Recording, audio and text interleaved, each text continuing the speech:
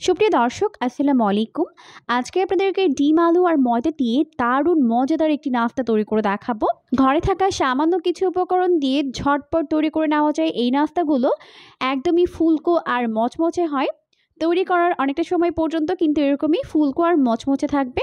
খেতে দুর্দান্ত মজার হয়।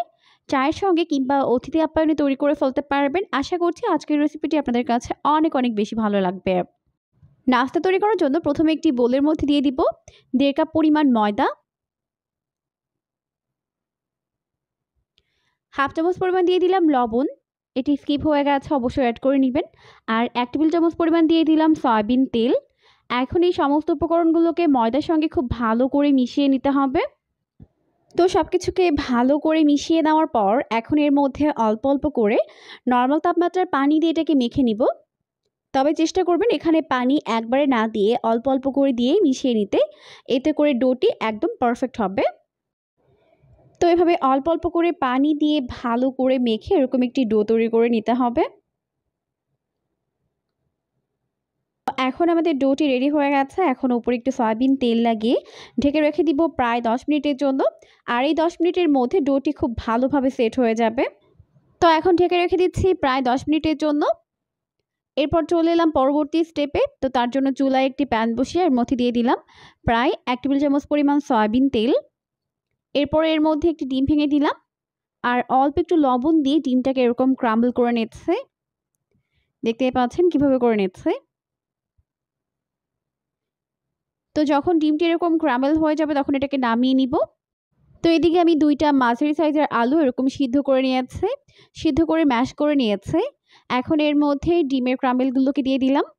হাফ চামচ পরিমাণ দিয়ে দিলাম লবণ, 2 টেবিল চামচ পরিমাণ দিয়ে দিলাম পেঁয়াজ কুচি, 1 টেবিল চামচ পরিমাণ দিয়ে দিলাম কাঁচামরিচ কুচি, হাফ চামচ পরিমাণ দিয়ে দিলাম টালা জিরার গুঁড়া, হাফ চামচ পরিমাণ দিয়ে দিলাম লাল মরিচের গুঁড়া।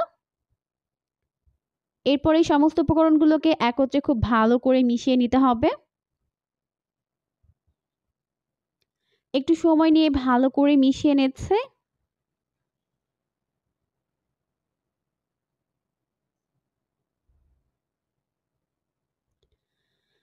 তো সবকিছুকে খুব ভালো করে মিশিয়ে নেওয়ার পর এরপর এটাকে একটি সাইডে রেখে দিব। তো এদিকে আমাদের ডোটি কিন্তু খুব ভালোভাবে সেট হয়ে গেছে। 10 মিনিট পর ঢাকনা উঠিয়ে এখন এটাকে খুব ভালো করে একটু মেখে নিচ্ছে। এরপর যে কয়টা নাস্তা তৈরি করব ওভাবে এটাকে ভাগ করে নিব।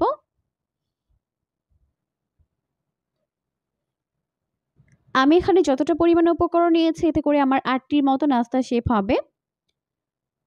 তো এরকম করে লিচিগুলোকে কেটে নেওয়ার পর এখন একটি ডো নিয়ে নিলাম। এরপর হাতের মধ্যে নিয়ে এরকম উপরের স্কিনটাকে স্মুথ করে গোলাকার একটি শেপ দিয়ে নিতে হবে। দেখতেই পাচ্ছেন আমি কিভাবে করে নিচ্ছি। এরপর এটাকে বেলে নিতে হবে। আর বেলার জন্য একটু ময়দা ছড়িয়ে দিলাম। এখন চারপাশে ঘুরিয়ে ঘুরিয়ে এটাকে বেলে নিচ্ছি। তো এরকম করে একটি ছোট রুটির মতো করে বানিয়ে নিলাম। এখন আগে থেকে যে পুরটাকে তৈরি করে রেখেছিলাম ওটাকে এর মাঝখানে এভাবে দিয়ে দিতে হবে। মাঝখানে পুরটা দেওয়ার পর চারপাশে একটু পানি লাগিয়ে দিতে হবে। তাহলে এর মুখটা ভালোভাবে সিল হয়ে যাবে। তো খুব ভালোভাবে চেপে চেপে লাগিয়ে দিতে হবে যেন এটা খুলে না যায়। তো খুব ভালোভাবে এভাবে লাগিয়ে দেওয়ার পর এখন এটাকে রেখে দিব। এটাকে কিন্তু এখন কোনোভাবেই চাপাচাপি বা বেলা যাবে না, তাহলে পুরটা বের হয়ে যেতে পারে। তো প্রথমে সবগুলোকে বানিয়ে নিতে হবে। তো সবগুলোকে বানিয়ে নেওয়ার পর হাত দিয়ে একটু বড় করে নিয়েছে, দেখতে পাচ্ছেন। এখন এগুলোকে ফ্রাই করে নিব, তাই চুলায় একটি প্যান বসিয়ে দিয়েছে। যথেষ্ট পরিমাণে সয়াবিন তেল দিয়ে তেলটিকে ভালোভাবে গরম করে এর মধ্যে একটি একটি করে নাস্তার শেপগুলোকে দিয়ে দিব। একবারে যতগুলো ধরে দিয়ে দিচ্ছে আর বাকিগুলোকে বড়ের ব্যাচে ভেজে নিব। তো এভাবে উপর থেকে একটু তেল ছড়িয়ে দিতে হবে, তাহলে দেখা যাবে উপরটা খুবই দ্রুত ফুলে উঠবে।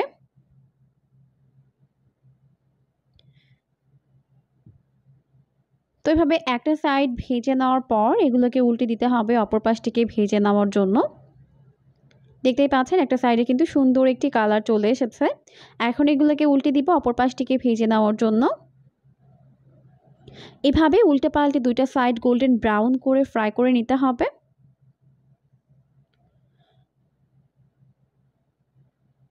তো এই পর্যায়ে নাস্তাগুলোকে উল্টে পাল্টে দুইটা সাইড এরকম গোল্ডেন ব্রাউন করে ভেজে নেওয়া হয়ে গেছে। এখন ভালোভাবে তেল ছড়িয়ে এগুলোকে তেল থেকে উঠিয়ে নিতে হবে। তো এগুলোকে উঠিয়ে আমি একটি প্লেটের মধ্যে দিয়ে নিচ্ছি। এভাবে বাকি নাস্তাগুলোকেও ফ্রাই করে উঠিয়ে নিব।